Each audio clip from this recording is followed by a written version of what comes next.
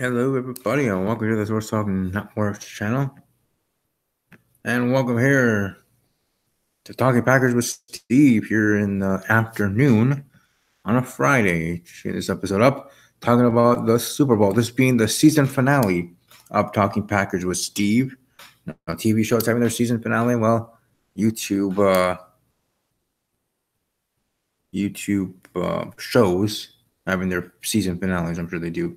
But here for this podcast, the season finale. I will be back before the NFL draft, which, by the way, is on my birthday. I think it's usually every 4 years or whatever, whenever it's possible. The Super Bowl, not the Super Bowl, the NFL draft starts on my birthday. So that's pretty cool in that regard.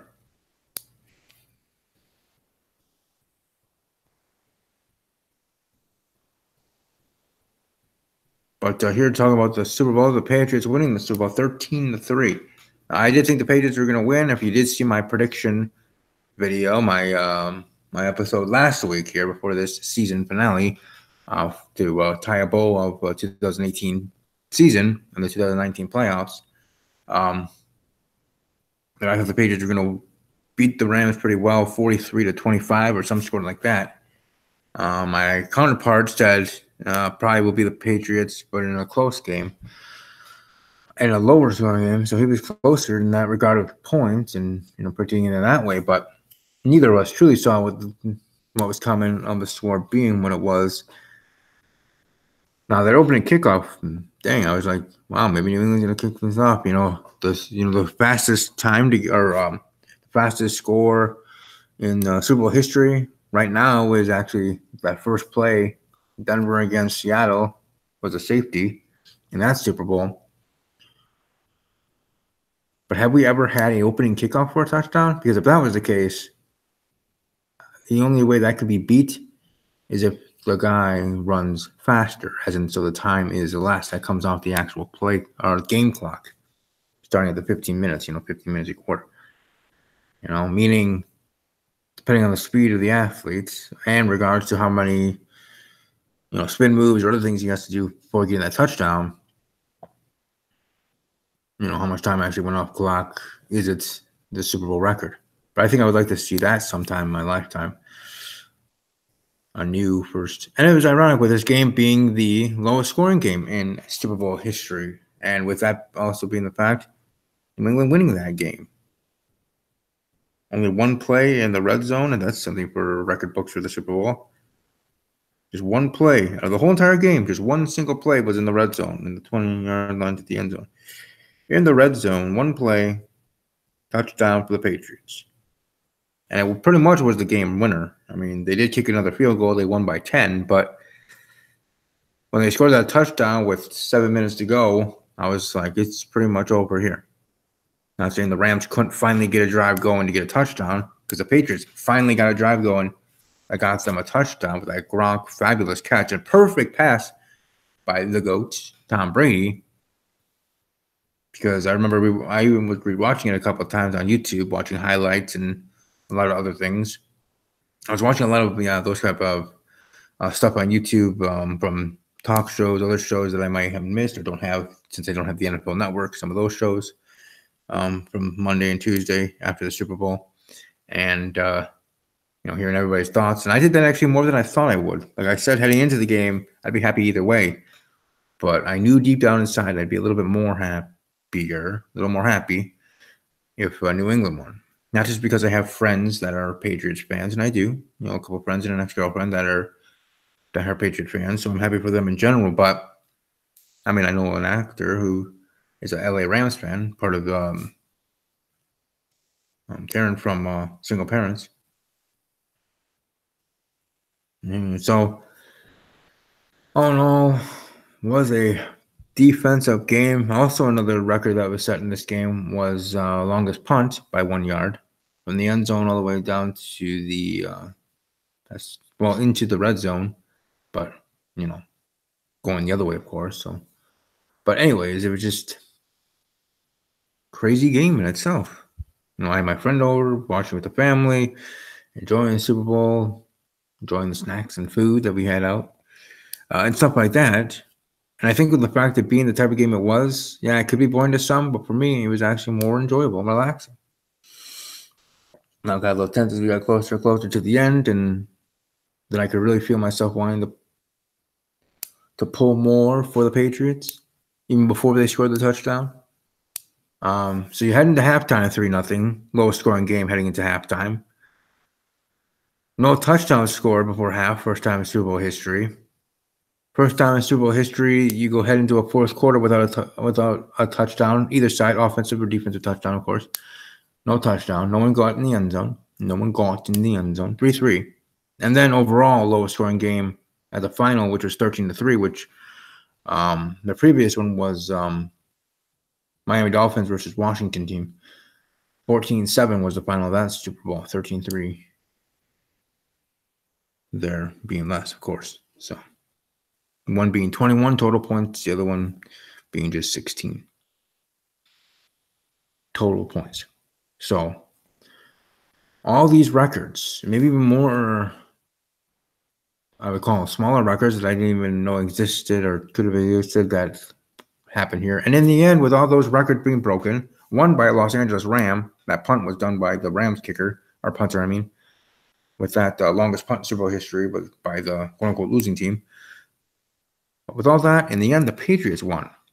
And I know my friend who was watching, with all these records happening and this and that, records being broken, lowest scoring game, to him, kind of a boring game, which is fine, hey.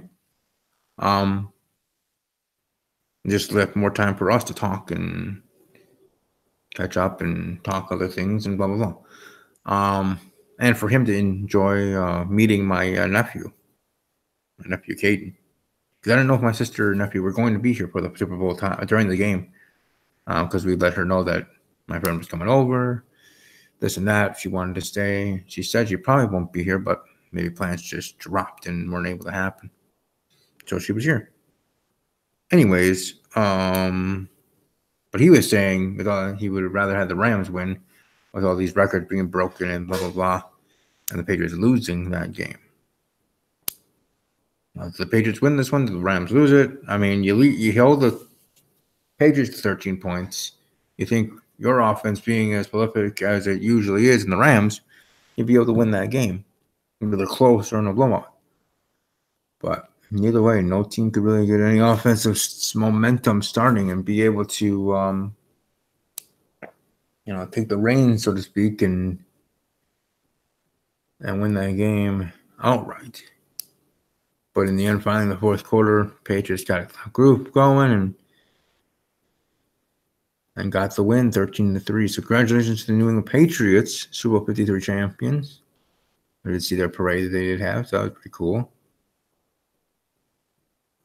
So all in all, a pretty good game. McCourty twins, Jason and Devin McCourty, twin brothers, now being Super Bowl champions together. That's actually pretty cool for them individually and as a family for them.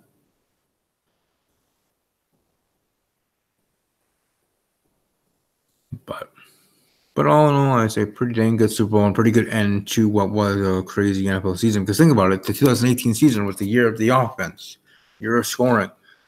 How the rules have been changed so much for offenses and this and that. And the Super Bowl to be that and be that score for this specific season, being the lowest scoring Super Bowl in Super Bowl history, in the NFL history, in the Super Bowl era. Because I did see that commercial with 100 years of NFL football, but only 53 Super Bowls. So half of its existence was just with NFL championships, or however they just crowned a number one team, a champion. But NFL championships, and then moved over to now what is, as we all know and are just used to, is the Super Bowls. So 53 Super Bowls, and now heading onto the road to Super Bowl 54 in Miami, I think it is. I would love to be in Miami to go to that game next year, whether the Packers are in or not. One of my things on the bucket list. Going to a Super Bowl, going to WrestleMania, going to a Daytona 500, going to a Masters, golf outing, or playing golf on that course in Augusta, Georgia, and some other things sports related. In regards to also wanting to travel Europe, going to Peru, where I was born. I was adopted from Peru, so see Machu Picchu. There's a lot of things on my bucket list that aren't just sports related, but in regards to sports, my top ones are WrestleMania and the Super Bowl. In regards to all the other ones that I brought up. So, hey, if anybody knows anybody, if only. But Army strong. But all in all, I do say the Super Bowl was entertaining still. I did still certainly enjoy it. I look forward to seeing how things go in the offseason, all 32 teams trying to get better and seeing where the 2019 season takes us.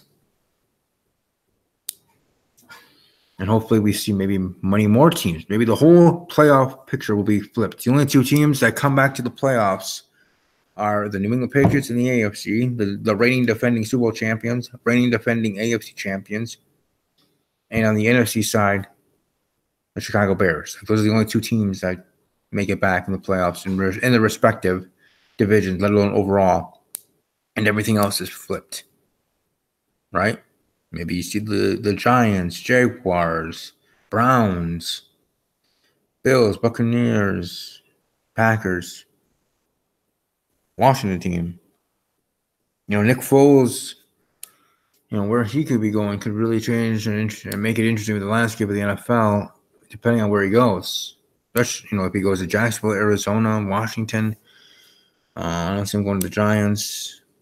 The Eagles are trying to make it so they get to pick where he goes, in a sense. But I think it would be best for Nick Foles to be in Jacksonville.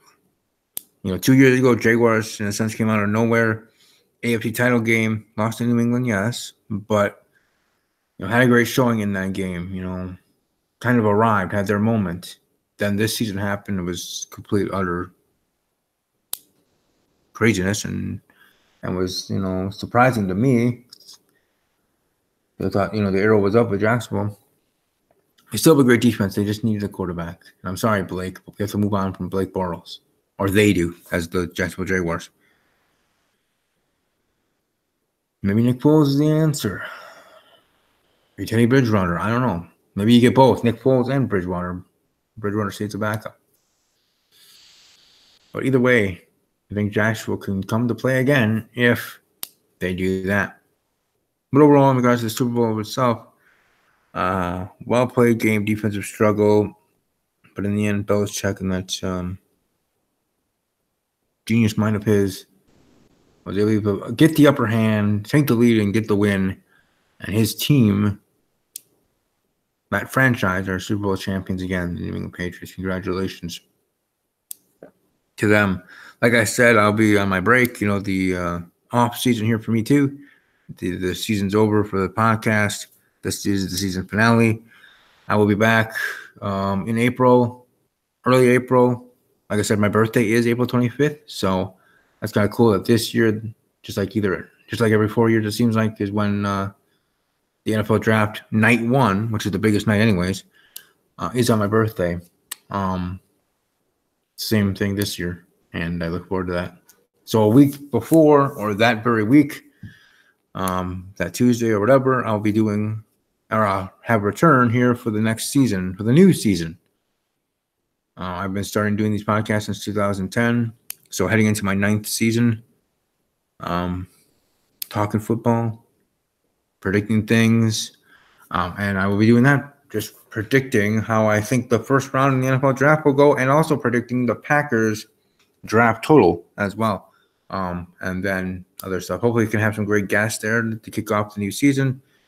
Then I'll have the episode after the NFL draft with the reaction to it all, and then I'll have a little break again and come back either the week of the start of the season or a week before, and give him my predictions of the playoffs, everybody's record, as I always do there. Now, that episode usually starts the season, but technically it would start with the NFL draft and just have another break between the NFL draft and the start of the new season. But either way, hope you all have enjoyed this season, and welcome to share your thoughts on things, maybe where you think I can improve in regards to talking about the football, or in other aspects. Hope to hear from you. Follow me on Twitter at talking_Packers or my personal Twitter handle, Army_Strong_06. Follow me on Snapchat and Instagram at StevieK, STEVIEK_06.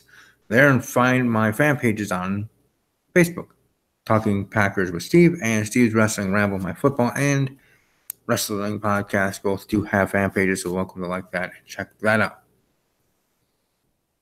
It's the end of the season. It's the end of the football season in general. You know, the sports talk shows are not talking about NBA or heading into March Madness, which I do like to be part of and do partake in March Madness brackets. But till we meet again, NFL, it's going to be beautiful. Hope you all have a great rest of your day. Enjoy the weather in your area. And above all else, as always, take care.